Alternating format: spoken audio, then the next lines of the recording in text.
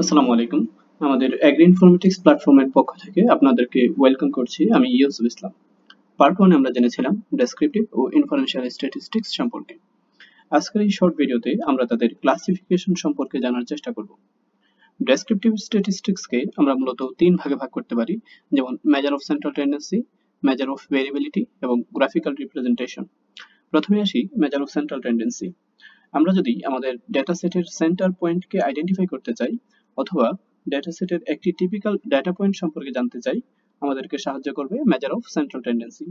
যেমন একজন মাইক্রোবায়োলজিস্ট জানতে চাচ্ছে তার ব্যাকটেরিয়া কালচারের টিপিক্যাল গ্রোথ রেট কেমন। এখন সে 20টি ব্যাকটেরিয়া কালচার স্যাম্পল নিয়ে সেন্ট্রাল টেন্ডেন্সি বের করে দেখতে পেলেন typical growth rate 500 CFU per ML, অর্থাৎ 500 colony forming unit per millilitre. এভাবে সেন্ট্রাল টেন্ডেন্সির মাধ্যমে সে একটি রিপ্রেজেন্টেটিভ ভ্যালু সম্পর্কে জানতে পারবে। তারপর আসি মেজার অফ ভেরিয়েবিলিটি। ভেরিয়েবিলিটি মানে হচ্ছে ভেরিয়েশন। যেমন আমরা আগের উদাহরণে বের করলাম 20টি স্যাম্পলের জন্য ব্যাকটেরিয়া কালচারের typical growth rate 500 CFU per ML. এখন এই 20টি স্যাম্পলের একটি থেকে অপরটির গ্রোথ রেটে গড়ে কি পরিমাণ পার্থক্য বা ভেরিয়েশন আছে সেটি আমরা মেজার করব ভেরিয়েবিলিটির মাধ্যমে।